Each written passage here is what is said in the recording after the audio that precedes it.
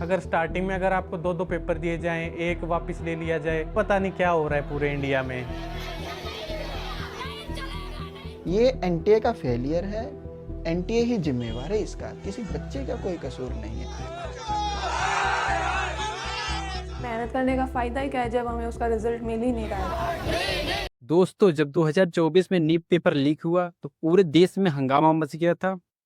सरकार ने बड़े बड़े वादे किए थे, सुप्रीम कोर्ट में तारीखें पड़ी थी, कमेटियां बनाई गई थी और फिर देश के शिक्षा मंत्री ने साफ साफ शब्दों में कहा था कि सिस्टम में सुधार किया जाएगा। और सीबीआई को हमने अनुरोध भी किया है, जिन दोषियों को इस बार पकड़ा गया है उनके ऊपर कड़ी से कड़ी कार्रवाई सीबीआई उनकी क्रिमिनलिटी को तय करके उन पे केस करे, उनको फास्ट ट्रैक कोर्ट में स्पीडी ट्रायल किया जाए, उनको एकदम एग्जाम्पलरी दंड। लेकिन आज हम 2026 में खड़े हैं और क्या बदला?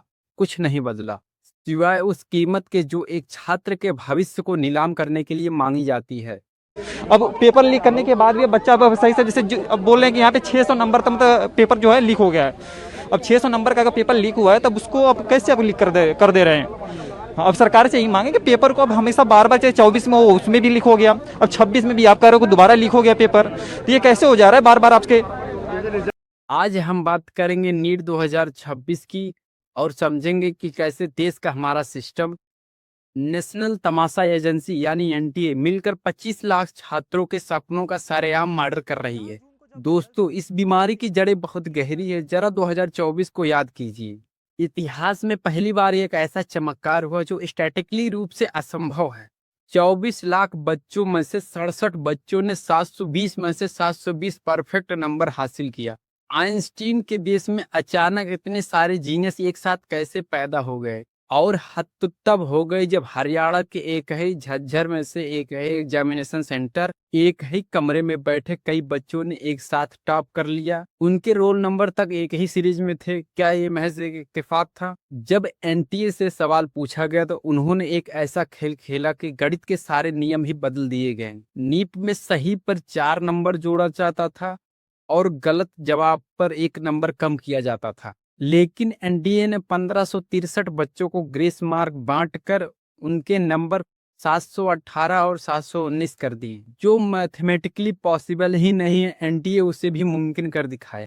सरकार कहती है कि हमारा सिस्टम फुल प्रूफ है, तो फिर ये पटना का सेफ हाउस मॉडल क्या है? परीक्षा से एक रात पहले दलाल छात्रों को सेफ हाउस में ठहराते हैं, वहां उन्हें हुबहू प्रश्न पत्र दिया जाता है और रटाया जाता है और सुबह में फिर पेपर को जला दिया जाता है। इस एक रात की कीमत क्या थी? 30 लाख से लेकर 50 लाख रुपए।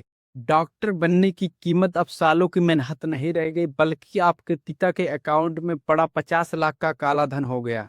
और अगर आप पेपर नहीं रट सकते हो तो गुजरात के गोधरा मॉडल का इस्तेमाल कीजिए। छात्रों से कहा गया कि अगर उनको सवाल नहीं आता तो उनकी ओएमआर सीट खाली छोड़ देना। बाद में सेंटर के अधिकारियों और शिक्षकों की मदद से उन खाली गोलों को सही जवाबों में भर दिया जाएगा। इसके बदले एडवांस में पैसे लिए जा रहे थे। शिक्षा के इस मंदिर में पैसों से डिग्रियां खरीदी जा रही थी। जब 2024 में ये सब साबित हो गया था, पुलिस की चार्जशीट में ये सब दर्ज कर दिया गया था, तो आज 2026 में हम फिर उसी मोड़ पर क्यों खड़े हैं? जरा सोचिए कि एक छात्र पर क्या बीतती होगी जो 3 साल से कोटा के एक छोटे से कमरे में अपने आप को बंद करके 18 घंटे पढ़ रहा है। एक किसान का पिता अपनी जमीन गिरवी रखता है, एक माँ अपने जेवर बेच देती है, बच्चा 660 नंबर लाता है लेकिन कट ऑफ 680 चला जाता। क्यों? क्योंकि 50 लाख देने वालों ने सिस्टम को खरीद लिया है। क्या आप ऐसे डॉक्टर से अपने परिवार का इलाज करवाना चाहोगे जिसने अपनी डिग्री मेहनत से नहीं दलालों को पैसे देकर खरीदी हो? सरकार सिर्फ एक परीक्षा नहीं हार रही, सरकार पूरे देश के हेल्थ केयर सिस्टम को तबाह कर रही है। दोस्तों, इस देश में जब सड़क बनाने में भ्रष्टाचार होता है तो गड्ढे दिख जाते हैं, लेकिन जब शिक्षा में भ्रष्टाचार होता है तो पूरी की पूरी नस्लें बर्बाद हो जाती हैं। आज हमें सरकार से सवाल पूछना होगा कि कमेटियां बनाने और लीपा पोती करने का समय खत्म हो गया। एनटीए जैसी नेशनल तमाशा एजेंसी को तुरंत प्रभाव में डिसॉल्व करना होगा। जब तक शिक्षा माफियाओं और उन्हें बचाने वाले सफेद पोश नेताओं के खिलाफ कोई ट्रेसन जैसे कड़े कानून नहीं होंगे और फास्ट ट्रैक कोर्ट में 3 महीने के अंदर उम्र कैद की सजा नहीं होगी, तब तक 2026 तो क्या 2036 तक हमारे देश के युवा रोते रहेंगे और ये माफिया इसी तरह से लूटते रहेंगे।